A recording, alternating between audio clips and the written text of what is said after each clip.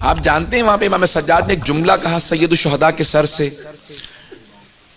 اونٹنیوں پہ بیبیاں سوار آ رہی تھی، لوگوں کے ہاتھوں میں پتھر تھے، مجمع عام تھا. یزید نے لوگوں کو بلا رکھا تھا، ہر آدمی پتھر مارتا تھا اور کہتا تھا کہ یہ باغیوں کا قافلہ آیا ہے. امام سجاد نے ایک جملہ کہا بابا قرآن کی تلاوت شروع کر دیں. بابا جب لوگوں کی توجہ آپ کے سر کی طرف چلی جائے گی نا، میری پھپھیوں سے توجہ ہٹ جائے گی. بابا میری غیرت برداشت نہیں کرتی لوگ میری پھپھیوں کو پتھر ماریں اور باغیوں کے نعرے لگائے. تو جناب سید الشہداء نے سورہ کہف کی تلاوت کی. تو ایک مرتبہ کسی نے مجمع میں آواز نکالے، دیکھو سر نیزے پہ بلندے قرآن کی تلاوت کر رہا ہے. اب جیسے ہی لوگوں کی توجہ ہٹی، امام سجاد کی آنکھوں میں آنسو آیا. کہا بابا کتنا سخت امتحان ہے علی کی بیٹیوں کے ساتھ، کوفہ و شام کے بازاروں میں آنا. بس بھئی میں آج جو روایت میں نے کہا ورودی شام، اول سفر، پہلی سفر کو جمعے کا دن تھا 61 ہجری میں جب یہ بیبیاں شام پہنچیں.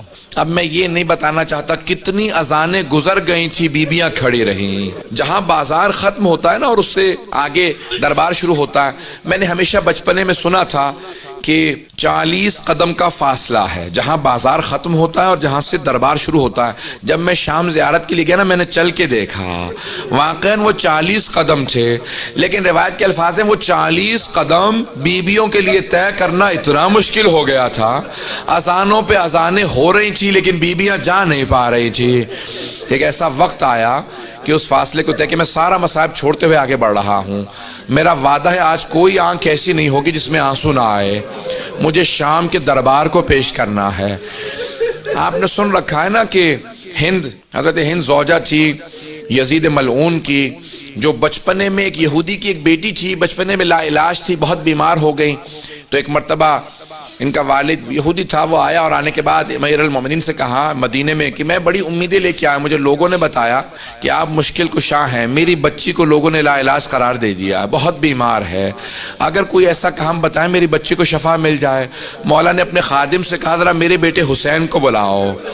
امام حسین تشریف لائے. کہا بیٹا ذرا پانی پہ ہاتھ لگا دیجئے. مولا حسین نے پانی کو ہاتھ لگایا. تو جیسے ہی امام حسین نے پانی کو ہاتھ لگایا، مولا نے اس یہودی سے کہا یہ پانی اپنی بیٹی کے سر پہ ڈال دینا.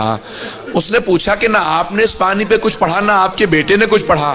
مولا نے کہا پڑھنے کی ضرورت ہی نہیں ہے، یہ حسین کے بدن سے مس ہو گیا ہے، یہ شفا ہی شفا ہے، اپنی بیٹی کے سر پہ ڈال دینا، اسے شفا مل جائے گی.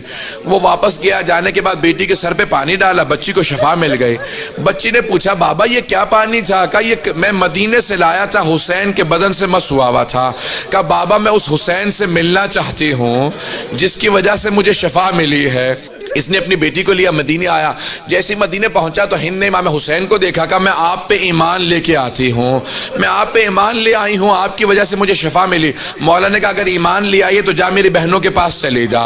جیسے بہنوں کے پاس آئی نا تو جناب زینب نے کہا ہم سے اگر کچھ سیکھنا چاہتی ہے تو پردہ سیکھ لے. بس اسے پردہ سکھایا. اب اس کی تفصیل میں نہیں جاؤں گا کہ کیسے معاویہ اپنے بیٹے یزید سے زبردستی بیاہ کے لے گیا، بس بھئی تفصیل میں نہیں جا رہا.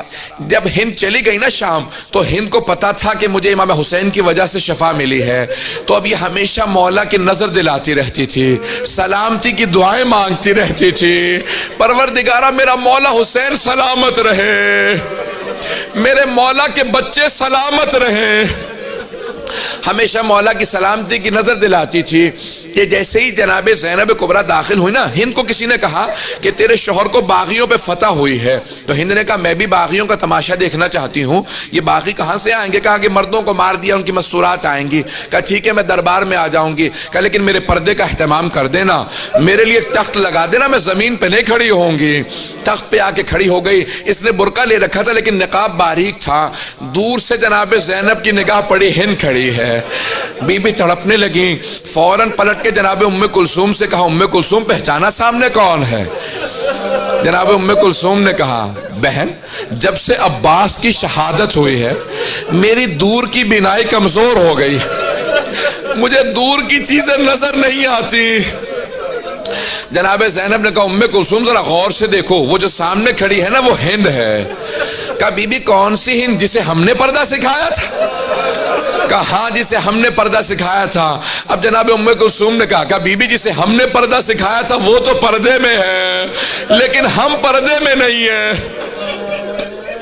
اب ایک مرتبہ بیبیاں چلی، ساری بیبیوں نے سر جھکا لیے تاکہ کہیں ہند کا سامنا نہ ہو۔ سر جھکائے ہوئے بیبیاں گزر رہی تھی کہ ایک مرتبہ ہند نے تخت پہ کھڑے کھڑے جناب زینب سے سوال کیا، من ای بلاد انتم، آپ لوگ کون سے شہر کے رہنے والے ہیں؟ جناب زینب نے سر جھکائے جھکائے کہا نحن من بلاد المدینہ، ہم مدینہ شہر کے رہنے والے ہیں۔ ایک مرتبہ ہند تخت سے اتر کے زمین پہ آ گئی۔ اب جناب زینب سے رہا نہ گیا، کیا بات ہے، تو تخت سے کیوں اتر آئی ہے؟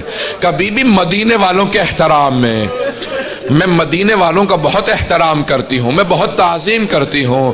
ایک مرتبہ ہند نے کہا کہ بی بی آپ مدینے والوں کو جانتی ہیں؟ بی بی نے کہا ہاں جانتی ہوں۔ کہا بی بی اگر میں پوچھوں تو بتائیں گی وہ خیریت سے ہیں؟ کہا ہاں، کس کا پوچھنا چاہتی ہے؟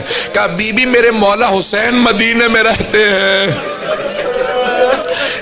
میں اپنے مولا کی خیریت دریافت کرنا چاہتی تھی، میرے مولا خیریت سے ہیں؟ بی بی نے کوئی جواب نہیں دیا، بس ایک اور سوال کیا کہ اور کس کا پوچھنا چاہتی ہے؟ کہ بی بی میرے مولا کا ایک بیٹا ہے، نام سجاد ہے، غیرت کا پیکر ہے۔ بی بی نے کہا اور کس کا پوچھنا چاہتی ہے؟ کہ بی بی میرے مولا کا ایک اور بیٹا ہے، نام علی اکبر ہے، ہم شکل پیغمبر ہے، بہت خوبصورت ہے۔ بی بی نے کہا اور کس کا پوچھے گی؟ کہا بی بی میرے مولا کا ایک بھائی ہے، نام عباس ہے، وفا کا پیکر ہے، وہ بھی بہت خوبصورت ہے۔ ایک مرتبہ جناب زینب نے پلٹ کے کہا ہند اپنے مولا کی بہنوں کا نہیں پوچھے گی؟ ہند نے کہا خبردار بی بی ان کے نام نہ لینا، وہ علی کی بیٹیاں ہیں، یہ شرابی کا دربار ہے، ان کے نام اس دربار میں نہ لینا۔ جناب زینب نے سر اٹھا، کہا ہند ذرا غور سے دیکھ، میں زینب ہوں، یہ میرے ساتھ ام کلثوم، وہ رباب، وہ سکینہ، وہ رقیہ۔ ہند تڑپنے لگی، کہا بی بی اتنا سب کچھ ہو گیا، عباس کہاں تھا؟ ایک مرتبہ جناب زینب نے اشارہ کیا، وہ سامنے سر دیکھنا شروع کر، وہ جو قیدی کھڑا ہے وہ سجاد ہے، وہ جو سر رکھے ہیں وہ پہلا سر حسین کا۔